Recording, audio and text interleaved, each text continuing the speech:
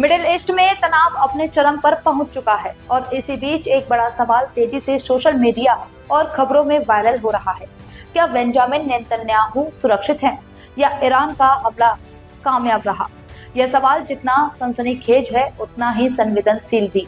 आइए जानते हैं पूरी सच्चाई बिना किसी अफवाह और भ्रम के। पिछले कुछ समय में ईरान और इजराइल के बीच तनाव लगातार बढ़ता जा रहा है। दोनों देशों के बीच सीधे और परोक्ष हमलों का सिलसिला तेज हुआ है। ड्रोन हमले, मिसाइल स्ट्राइक और साइबर अटैक जैसे कई तरीके अपनाए जा रहे हैं, जिससे क्षेत्र की स्थिति बेहद नाजुक बन चुकी है। ऐसे माहौल में छोटी सी खबर भी बड़ी अफवाह बनकर फैल जाती है। हाल ही में सोशल मीडिया और कुछ अनौपचारिक स्रोतों में यह दावा किया गया है कि इजराइल के प्रधानमंत्री बेंजामिन नेतन्याहू को ईरान समर्थित हमले में निशाना बनाया गया है। कुछ पोस्ट में तो उनकी मौत तक की बात कही गई है। हालांकि इन दावों की कोई भी आधिकारिक पुष्टि नहीं हुई है। इजरायली सरकार, सेना और विश्वसनीय अंतर्राष्ट्रीय मीडिया रिपोर्ट्स के अनुसार बेंजामिन नेतन्याहू पूरी तरह सुरक्षित है।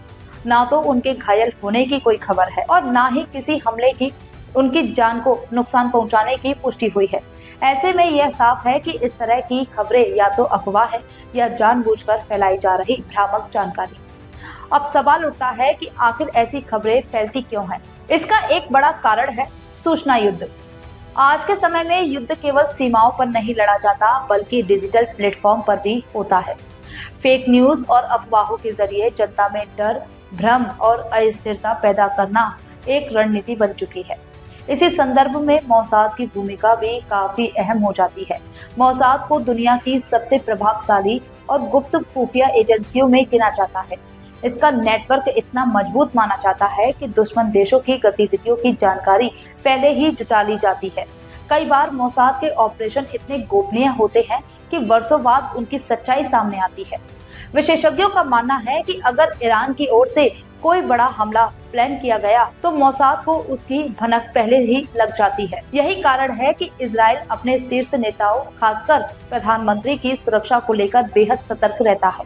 हाईटेक सुरक्षा व्यवस्था, गुप्त लोकेशन और लगातार निगरानी, ये सभी कदम किसी भी संभावित खतरे को टालने के लिए उठाए जाते हैं। इसके अलावा अंतर्राष्ट्रीय राजनीति में मनोवैज्ञानिक दबाव बनाना भी एक महत्वपूर्ण रणनीति होती है। किसी बड़े नेता की मौत या हमले की झूठी खबर फैलाकर दुश्मन देश की जनता और सरकार पर दबाव बनाने की कोशिश की जाती है। यही वजह है कि ऐसी खबरों को लेकर सतर्क रहना बेहद जरूरी है। निष्कर्ष के तौर पर कहा जा सकता है कि फिलहाल बेंजामिन नेतन्याहू सुरक्षित हैं और उनके खिलाफ किसी सफल हमले की कोई पुष्टि नहीं है। ईरान और इजराइल के बीच तनाव जरूर बढ़ा है, लेकिन इस तरह की सनसनीखेज खबरों से दूर रहकर केवल आधिकारिक और विश्वसनीय स्रोत पर ही भरोसा करना चाहिए।